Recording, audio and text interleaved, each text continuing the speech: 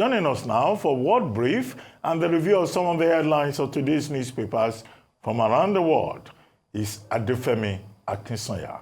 Good morning, Adefemi. Good morning, Dr. Rubin. Good morning, Ayo. Good morning, Rufai. Hope we're all doing well. Yes. Shall we jump in and look at what's happening around the world this morning? Shall we do that? Yes, please. All righty. Well, J.D. Vance on Monday blamed liberal rhetoric for the apparent assassination attempt against former President Donald Trump over the weekend. Let's take a listen to what he had to say. Take this opportunity to call for a reduction in the ridiculous and inflammatory political rhetoric coming from too many corners of our politics.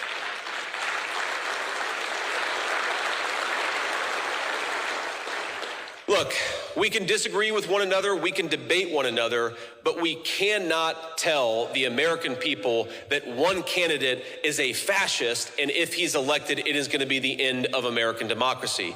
We cannot, as a person affiliated with Kamala Harris has said, that we need to, quote, eliminate Donald J. Trump. A New York Democratic congressman has said that in the past.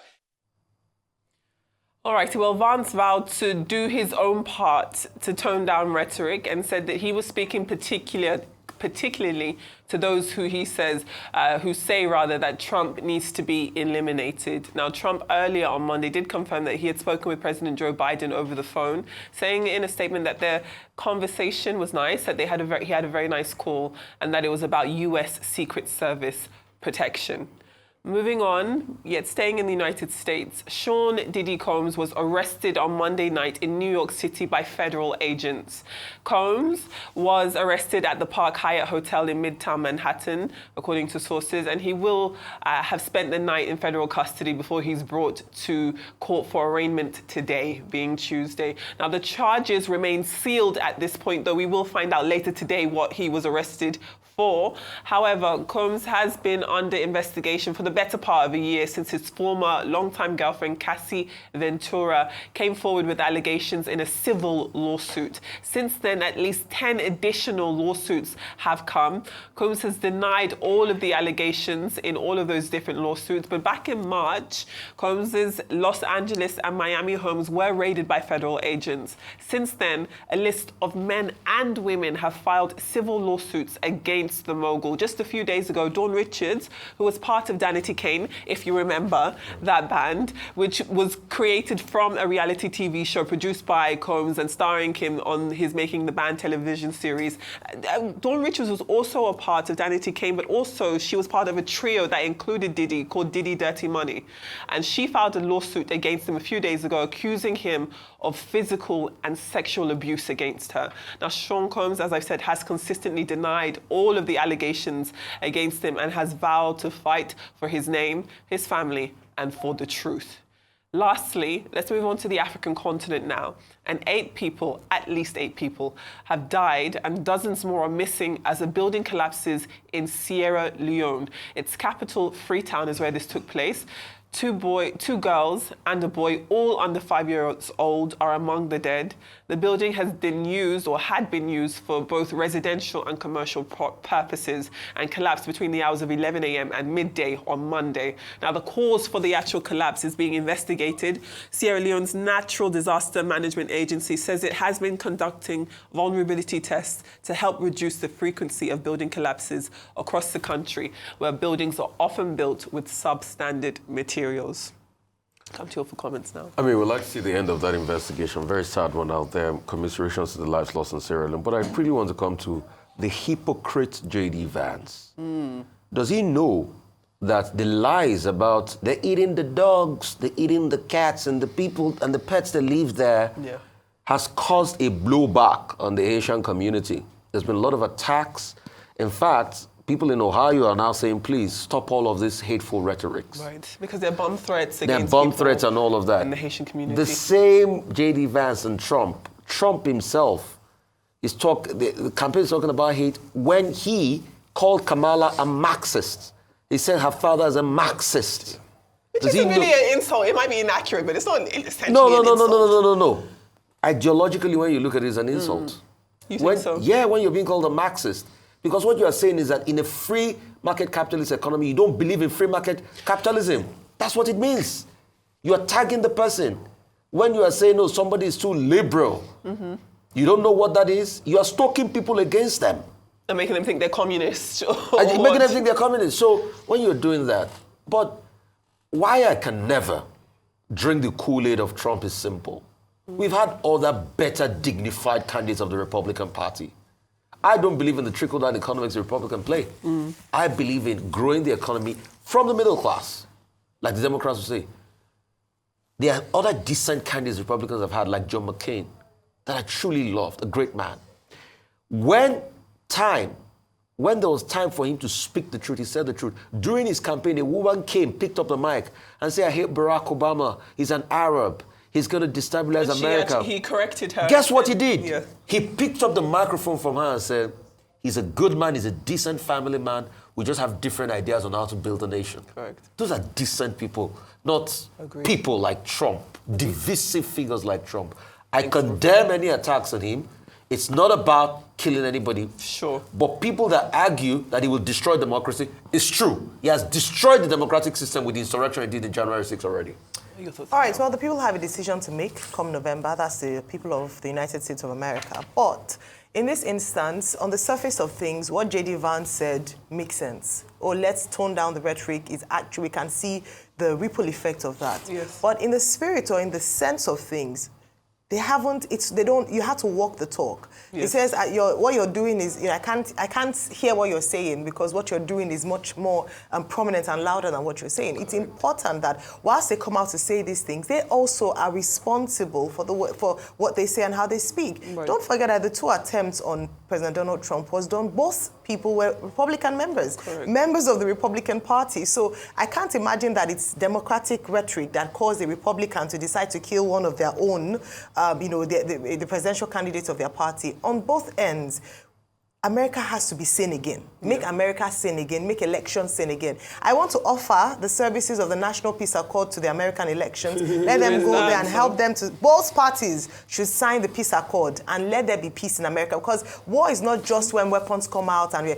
These kinds of conversations can actually stoke up people to want to resort to violence, as we have seen in recent times. So I believe that on the surface of things, they are saying the right things, but they are not doing the right things. Right. So they are saying, oh, let's make things civil and all that. But on both sides, they are both, stoking up and saying things that, being extreme and describing the other candidates in very extreme language. And it's the people, as we've seen in any part of the world. So you will see that America is not very different from many parts of Africa. Not at all. It's not, because if you look at the way the elections are being played out, you could be in any country on the African continent, to see such a developed democracy whittled down to this. Now on Sean P. Diddy Combs, I would have believed, it's good, he's innocent until proven guilty as well. Right. But we also saw that video, didn't we? Yes, we did. The video with him beating Cassie Ventura, that leaked video from that hotel. He settled out of court with her, but I think his woes are definitely not over. We'll see how that the investigation uncovers. Okay, the United States. Senator J.D. Vance from Ohio, it's nothing more than a vuvuzela trying to, impress his principal. He has pushed the rhetoric that indeed in Springfield, Ohio, that people eat dogs and cats. He has tried to walk that back. But he has also made something more damaging in terms of statement to say that, look, it's left-wing rhetoric coming from Biden and Harris that is responsible for the attack on President Trump, and that he is surprised that, nobody has attacked either Biden or Harris. Yeah. So heating up the polity. Incidentally, the same statement has been made by Elon Musk, who had to delete his post on that, and then he said, oh, it's a joke. Now, I made a point yesterday that there will be unintended political consequences as a result of the second assassination attempt on President Trump on Sunday. And that's precisely what has happened. President Trump, he should be the one we should focus on. President Trump had praised the security agents and all of that. Yes. But he also changed the rhetoric, which is what J.D. Vance is echoing as a vuvuzela, as a megaphone that he is, as a sycophant that he is, trying to justify his choice. That, look, Harris and Biden are the ones behind the attack on President Trump. Right. President Trump says he doesn't know why they are targeting him. Now, he is the one who wants to save America. But the people who are trying to destroy America inside and out are not being targeted. He calls them the enemies within. So this is a problem that we have, and I think the major challenge that the United States faces at this moment is to ensure security for the key principal, presidential candidates going to this election. As for Sean Diddy Combs, well, it should be expected. His lawyer is saying that, well, they are innocent. His client, who is a musical mogul, an icon, is not guilty. He's not guilty until he's proven so. Right. But since November 2023, there have been allegations against him of sexual assault. 9 of those allegations directly. Yes. So, and there was a raid on his, apartments in Miami and in New York. But his lawyer says, well, he has been cooperating. So let the law take its course. Right. But the state says it also have irrefutable evidence. The major lesson from that is that in the United States, as elsewhere, in reasonable societies, nobody is against the law. Now, in Sierra Leone, the other story that you brought, isn't the story familiar? A four-story building collapsing, people dying. It's a residential apartment. There are shops downstairs. Yes. Cersei, who is the head of the, NMDA in Sierra Leone, said, look, this is as a result of unqualified contractors and also of building regulations not being followed. Isn't it the same thing that we talk about in Nigeria, the use of substandard building materials? But they say they are going to investigate. Yes. As the National Directorate Disaster Management Agency, So it's the African story, Unfortunately. So that's what it is all about. Thank you, But we Dr. keep watching developments in Sierra Leone. Absolutely. Yeah. Thank you very much for all of your comments. Let's move on now to some newspapers. Take a look at the newspaper headlines happening across the globe. Here in Nigeria, this day is leading with President Bola Ahmed Tinubu rescheduling his trip to the United States in order to visit Maiduguri during the ongoing flood disaster. The president also announced the setting up of a disaster relief fund to help victims, while also appealing to the private sector to take interest in this initiative by contributing. And speaking of contributions, Kano has donated 100 million naira, while Ndume donates 50 million naira. And the Ministry of Agriculture, NEMA, which is Nigeria's own emergency management agency, as well as the NNPC, have all made donations, which have been acknowledged by the president. But also, before we move on to another newspaper, also on the front page of this day is Ngozi Okonjo-Iweala, who is reportedly seeking her second 4-year term at the helm of the World Trade Organization, as she aims to complete what she calls is unfinished business. We do wish her all of the best in her journey to become the Secretary, it's the Director General of the WTO for a second consecutive term. Yes. Moving on to the New Telegraph now, and it does lead with Bishop Kuka saying that President Tinubu cannot force the Edo PDP to sign a peace accord, since Tinubu himself didn't sign a peace accord back in 2022. He did say so. But the story I'd like us to also take a look at is at the top of the page, where it says the federal government will on Wednesday launch a comprehensive strategy to position Nigeria as a leading player in the $7 trillion global halal economy. Now, the halal market includes food, beverages, fashion, cosmetics, tourism, even fertilizer. Also, it would include restaurants and hotels with only halal food, no alcohol served on these premises, and hotels with prayer rooms, beaches, and pools exclusive to women. It also includes everything, as we've already listed, according to respecting or healthy Islamic practices. So it'll be very interesting to see if Nigeria can successfully enter the halal market in this way. The Guardian, it is staying with the fuel pricing situation in Nigeria. Its front page headline says that there is concern as the fuel price hike and the weak naira is dampening the economic outlook, which we've said and experienced days over. It also takes a look at the fact that commuters are paying 50% more for their transport fares. It costs an average of 70,000 naira for people to fill their tanks. I did hear Oji say the other day that she spent some upwards of 90,000 naira to fill her own engine. 93,000 naira to fill her own engine. I mean, she does drive a war truck, so that's probably why. But it does, of course, in all seriousness, reignite organised labour's calls for the government to reverse this price hike and make good on what it says was a promise to keep fuel prices as they were if they were to accept this 70,000 naira minimum wage. Let's take a look at the front page of The Punch. The Punch looks at how the fuel crisis is threatening the gubernatorial election scheduled to take place in Edo this Saturday. According to their article, this fuel situation has forced the Independent National Electoral Commission, INEC, to increase its financial commitment to the transport unions that will be involved in this election. And then lastly, looking at our last Nigerian paper is the Daily Trust. And it has a really interesting graphic on its front page, which looks at the total amount paid to states as part of the 40 billion naira ecological fund, which was paid between June 2023 and May of 2024, and how it is that floods are still ravaging states the way that they have been, despite monies being disbursed to protect them against these types of disasters. Now, experts say that they fear a mismanagement of allocations.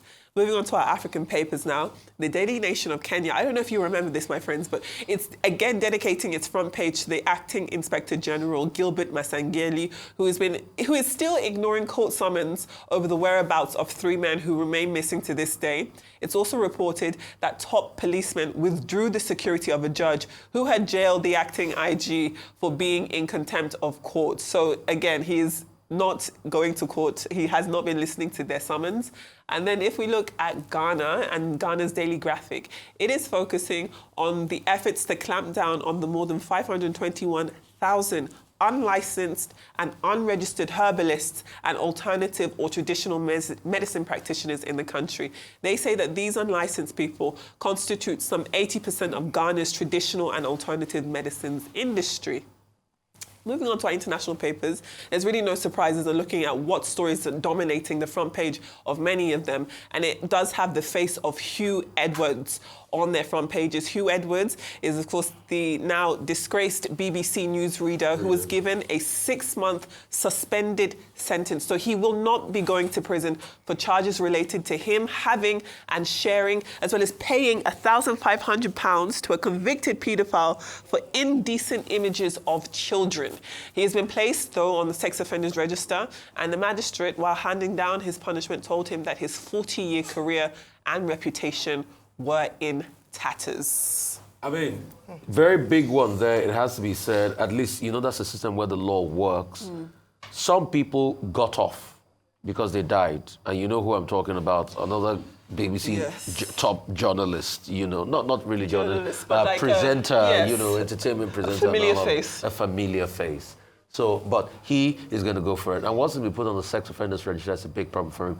Real quickly, Kenya, apart from the front story as regards the rogue police boss that is not going to, subject himself to the law, which pretty much reminds me of a certain former governor in this country, the case of Adani, the airport workers are protesting against him. Adani is also trying to go into the electricity sector, and there's a protest against him now that he's going to show up the electricity cost in Kenya if he tries to build a power line he wants to build and all of that.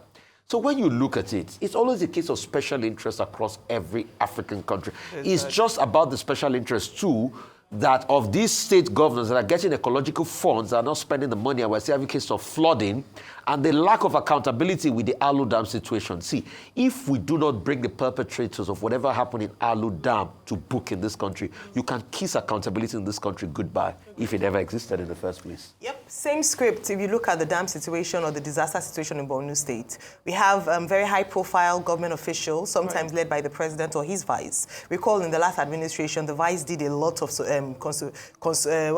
commiseration visits. Yes. Now, this administration, same script. You go, you announce a disaster fund relief, put more people on IDP, the script plays out again. Nothing or not a lot is done towards preventing these, so that we save money from reacting rather than prevention. That Daily Trust report on the ecological fund, I think we should read it.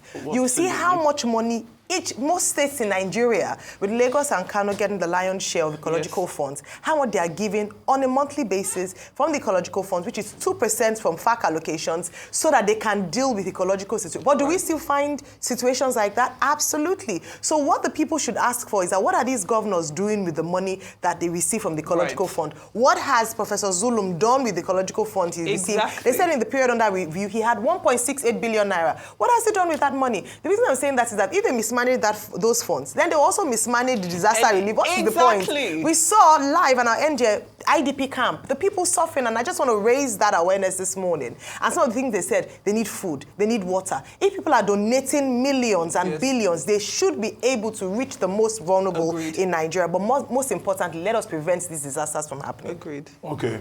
Who hurt us? History should be a lesson for all persons who get the opportunity to have somebody give them a microphone to speak to the public.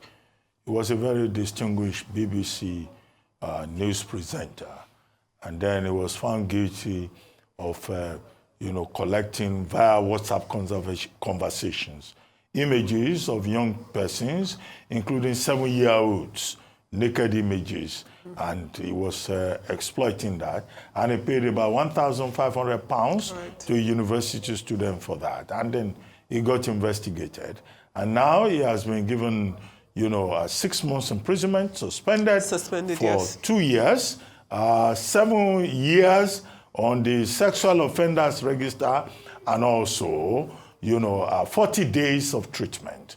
The story of Hugh Edmonds as the magistrate, the chief magistrate, Paul Gospring, pointed out, says that his reputation is in tatters. I think that's a lesson for all journalists who get a chance to sit in front of the camera. That, as a role model, you have lessons to learn. The other story that you pointed out that I think is important was the story you said from New Telegraph about Alal community. Yes. Nigeria, under Section 10, is a secular state. There should be no attempt to impose anything on Nigerians that shows bias for any religion. This is not Iran, where you will tell women they cannot open their faces. Why? I mean, because some of the things you said look like we are going in the direction of Iran. It will cause controversy. President Tinubu doesn't need to go in that direction. All right. Well, thank you so much, Adefemi Akinsoya. Always a pleasure. Always great to see you.